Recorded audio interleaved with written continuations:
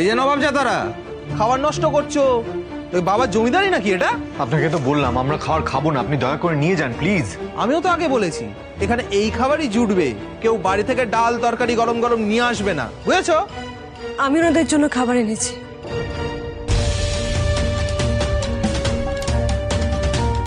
এখন যাওয়া যাবে না।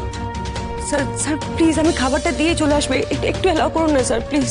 বললাম তো এখন যাওয়া যাবে না। দেখুন এসব টিফিন দেওয়ার নাম করে অনেকে টিফিন বক্সের ভেতর করে টাকা ফোন এসব চালান করে, কাজে টিফিন দেওয়ার পারমিশন দেওয়া যাবে না। স্যার বাইরে যিনি অফিসার ছিলেন আমি ওনার থেকে পারমিশন নিয়েছি, উনি আমাকে বলেছেন যাওয়ার জন্য, আপনি কেন না করতেন স্যার প্লিজ।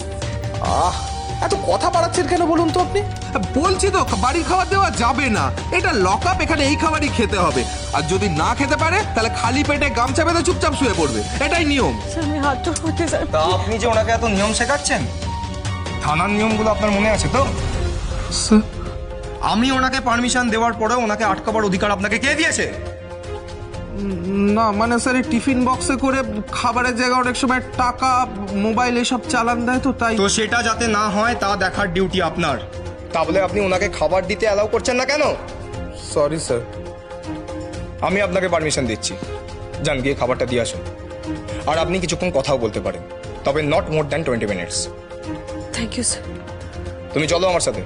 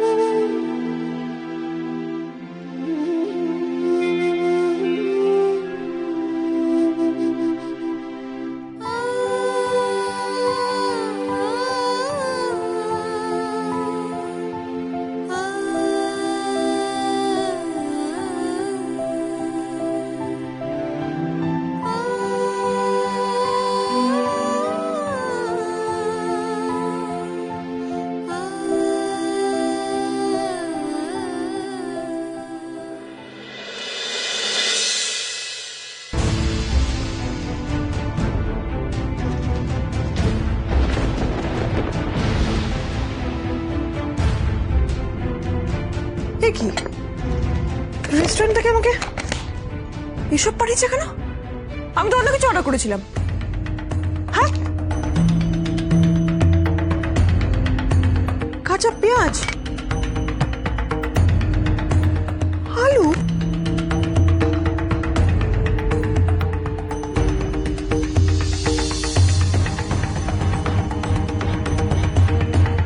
আর কি হচ্ছে? আমি সব অর্ডার করিনি, আমাকে সব পাঠিয়ে দিয়েছে রেস্টুরেন্ট। এমন ফোন করে এমন ঝাড় দেবো না রেস্টুরেন্টকে।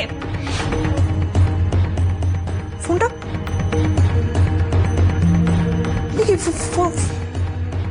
ফোনটা তো এখানে ছিল, কোথায় গেল? কি হচ্ছে আমার সঙ্গে? তোমার সাথে যা হচ্ছে সব ঠিক হচ্ছে।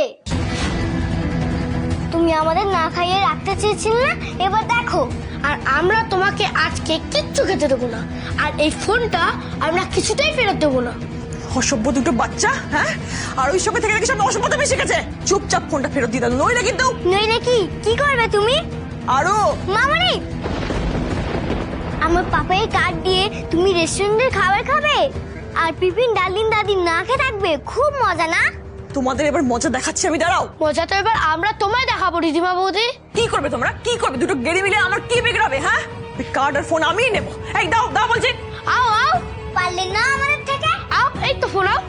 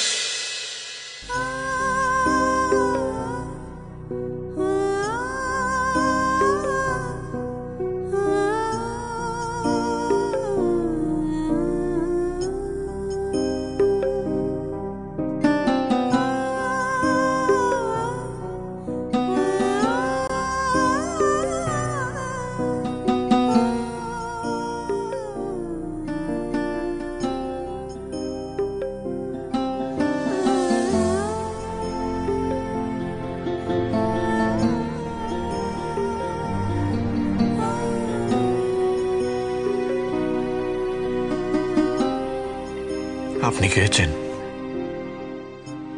আমি ঠিক খেয়ে নেব, আপনারা খেয়ে নিন।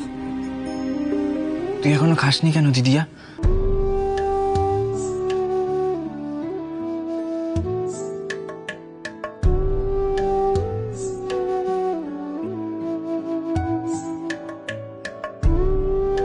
নিন, খেয়ে নিন।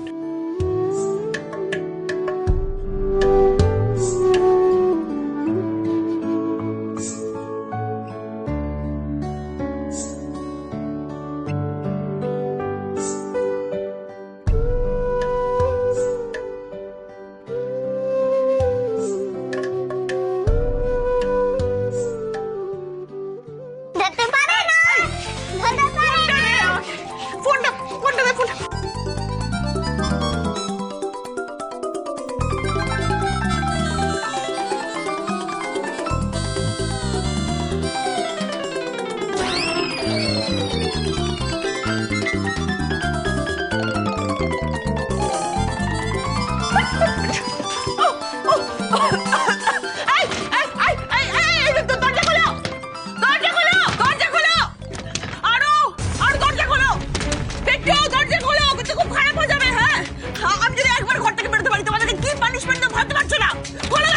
আমাদেরকে না খাইয়ে রাখবে ভেবেছিলে না তুমি?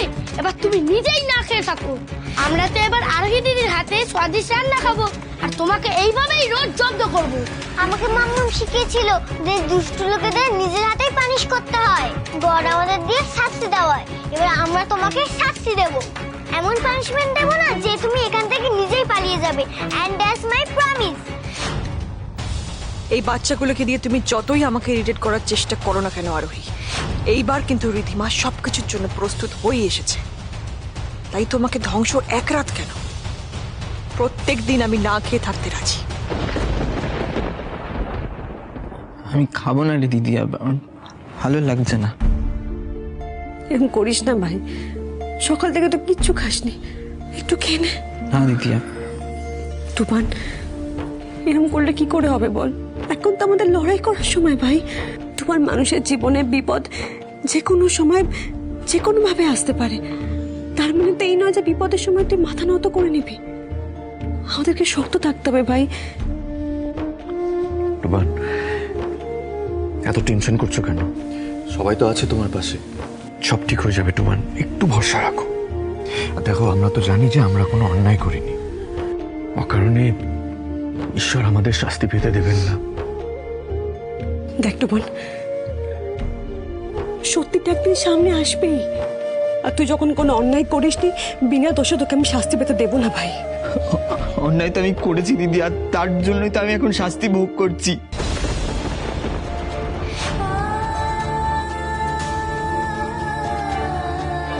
মানে কি বলছিস তুই? কি অন্যায় করেছিস ভাই? চুপ করে থাকিস না তুফান, বল আমাকে কোন অন্যায়ের কথা বলছিস তুই, বল।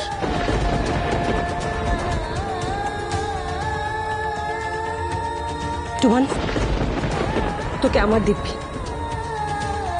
সত্যি করে বল তুই কোন অন্যায়ের কথা বলছিস, বল আমাকে। তুই কি এই মাদক জেনে বুঝে ডেলিভারি করেছিলি? না দিদিয়া, তুই বিশ্বাস কর, আমি জানতাম না যে এটার মধ্যে মাদক ছিল। আমি জেনে বুঝে করিনি দিদিয়া। তাহলে তুই কোন অন্যায়ের কথা বলছিস তুফান, বল আমাকে। আমার তোদেরকে মিথ্যে বলাটাই সব থেকে বড় অন্যায় ছিল দিদিয়া। সবটা আমার তোদেরকে আগেই বলে দেওয়া উচিত ছিল। আমার জন্য তোদের সবাইকে এই পরিস্থিতির মধ্যে পড়তে হচ্ছে দিদিয়া। আমি যে ডেলিভারির কাজটা করতাম, আমি সেটা শুধু তোদেরকে বলেছি, কিন্তু আমি কার হয়ে কাজটা করতাম সেটা বলিনি দিদিয়া। কার হয়ে তুফান, কার হয়ে বল? মানিকের হয়ে।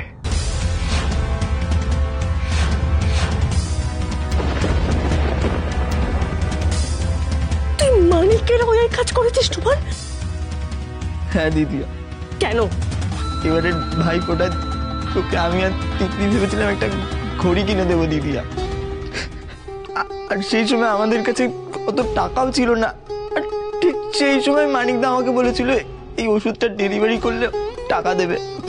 আমি বাধ্য হয়ে সেই সময় ওই কাজটা করেছিলাম দিদিয়া। আর তারপরে আমি আমাদের পরিবারের পাশে দাঁড়ানোর জন্য দিদি আমি কাজটা কন্টিনিউ করি।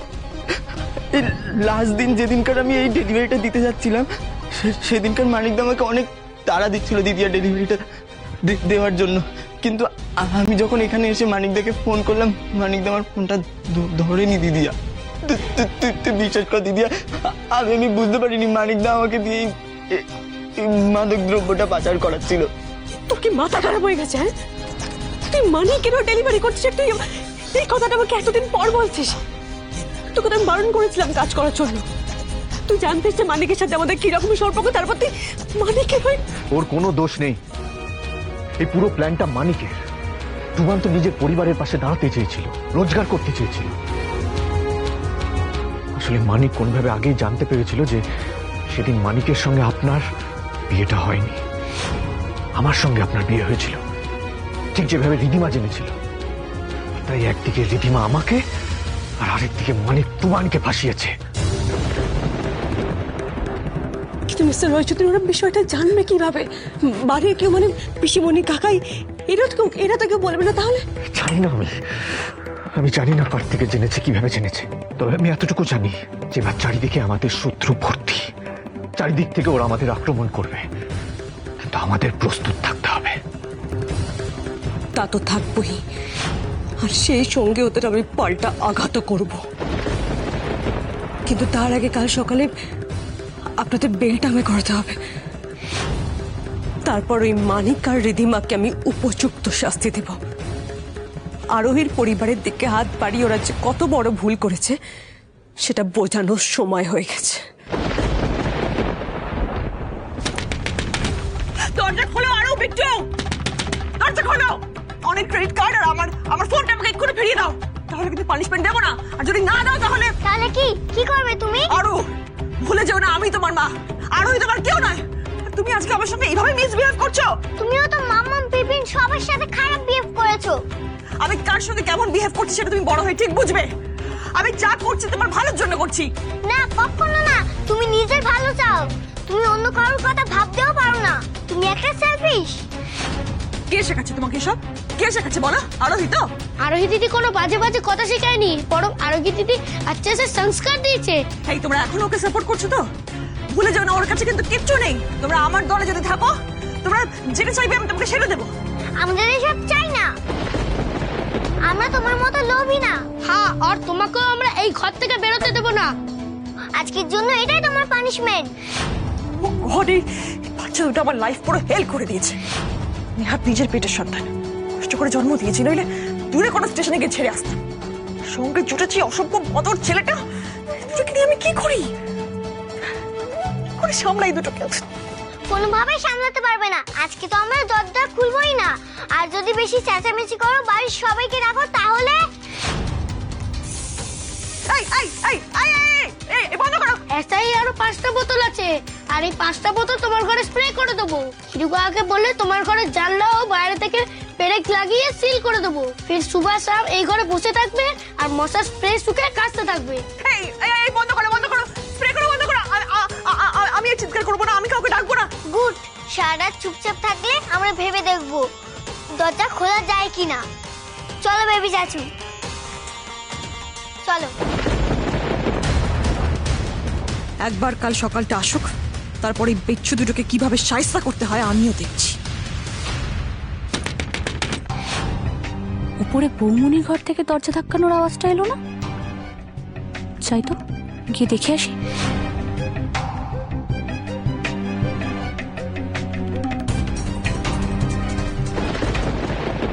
তোমরা উপরে কি করছিলে? কই কিছু না তো। কিছু নেই, কিছু নেই। তুমি এখানে কি করছো পেপসি? আরে আমি তো বৌমনির ঘরে কি সব আওয়াজ হচ্ছিল সেটাই দেখতে যাচ্ছিলাম। কই দেখি শরৎ। আরে না না, রুকো রুকো রুকো, এখানেই রাখো। উপরে কেন যাচ্ছ পেপসি? মাউন্টটা ঘুমিয়ে পড়েছে। হ্যাঁ, বৌমনি ঘুমিয়ে পড়েছে এত তাড়াতাড়ি? হ্যাঁ, দরজা বন্ধ করে ঘুমোচ্ছে, খায়নি, আমরা ডাকতে গেছিলাম। তাহলে বৌমনির ঘর থেকে ওরকম আওয়াজ আসছিল কেন? ওই তো আমার দুমদুম করে দরজা ধাক্কাচ্ছিল তাই জন্য। চলো না পেপসি, তুমি আমাকে গল্প শুনিয়ে ঘুম পাড়িয়ে দেবে। চলো না পেপসি। গল্প? আমি কি করে গল্প শোনাবো? আরো আমার কত কাজ বাকি আছে, রাতের মধ্যে কতগুলো বুটিকের কাজ কমপ্লিট করতে হবে, আমি পারবো না। আরে বাদ মে কেন, বাদ মে কাম কর লেনা। এখন একটু গল্প শোনো। শোনো না, আরে গল্প শোনো, ভালো লাগে। না না, এইসব কি হচ্ছে আমি তো কিছু বুঝতেই পারছি না আরোহী। একদিকে রিধিমা, একদিকে মানিক, তোমাদের বিয়ের ব্যাপারটা ওরা জানলো কি করে? আমি তো সেই কথাটাই ভাবছি অনেকক্ষণ ধরে রে দাদা।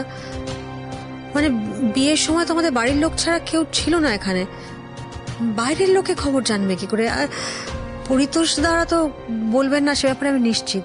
আমার কি মনে হয় জানিস তো, মানিক বোধহয় টিভিতে লাইভ টেলিকাস্ট থেকে ব্যাপারটা জানতে পেরেছে। কিন্তু একটা খটকা লাগছে, রিধিমা কি করে জানলো? রিধিমাকে কে জানালো? জানি না কাকাই, আমিও ঠিক বুঝতে পারছি না। তবে আমি শিওর যে আমাদের সবার চোখের আড়ালেই কিছু একটা হচ্ছে, যেটা তল আমরা খুঁজে পাচ্ছি না। আর ঠিক আছে, এইসব রহস্যের সমাধান পরে হবে, আগে টুবান আর অনির জামিনের ব্যবস্থা তো করতে হবে। হ্যাঁ শোন না, আমি বলছি যে একটা ভালো উকিলের ব্যবস্থা করতে হবে। হ্যাঁ দেখ, আমি একজন অ্যাডভোকেট অনির্বাণ মুখার্জি, তার সঙ্গে কথা বলেছি। উনি এই শহরের সব থেকে বড় লয়ার আর আমার বন্ধুর পরিচিত।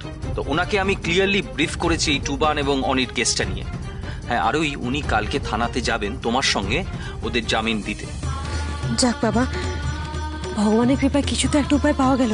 আচ্ছা, আমি একবার বাড়িতে ফোন করে জানিয়ে দিই, বাবা কাকা কাকি সবাই খুব চিন্তায় আছে। দিদি, আমি কল করছি। এই তো বাবা ফোন করেছে, তারা স্পিকার দিচ্ছি।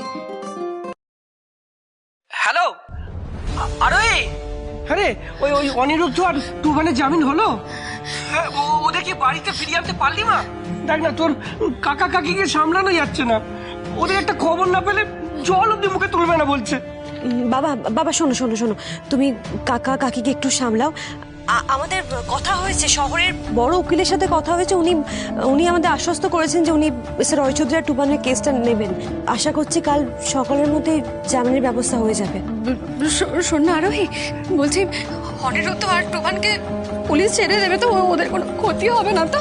মা, তুমি কেন এত চিন্তা করছো? দিদিয়া তো আছে নাকি, ঠিক একটা ব্যবস্থা হয়ে যাবে। কাকি, আমি কালই তিতলিয়া টুবানকে নিয়ে বাড়ি ফিরে যাব, তুমি চিন্তা করো না। ঠিক আছে, আমি তাহলে এখন রাখি মা, আমাকে সবটা জানাস। হ্যাঁ এই আরোহী, তুমি মানিকের ব্যাপারটা বললে না কেন? না না পিসিমণি, এখন না, এখন সবাই বিধ্বস্ত হয়ে আছে, টেনশনে আছে। এখন যদি সবাই জানতে পারে যে ওই মানিককে মানে ডেলিভারি দিতে গিয়ে টুবানের এই অবস্থা হয়েছে, রাগে যে কি করবে আমি জানি না। তার থেকে টুবান ফিরে আসুক, আমি ওর সাথে বাড়িতে যাব।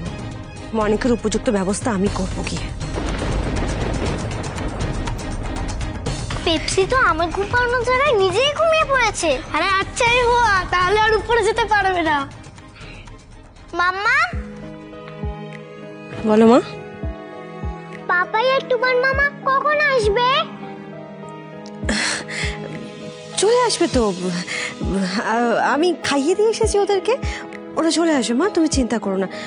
আচ্ছা আরু, মামুনি কোথায়? মামুনি তো নিজের ঘরে ঘুমিয়ে আছে। আচ্ছা ঠিক আছে, তাহলে চলো তোমাকে আমি খাইয়ে দিই। বাড়ির বাকিরাও কেউ খায়নি মা এখনো, আমরা সবাই একসাথে খেয়ে নেবো। হ্যাঁ, আর চিন্তা করো না, টুবান মামা আর পাপাই কাল সকালের মধ্যেই চলে আসবে, ঠিক আছে?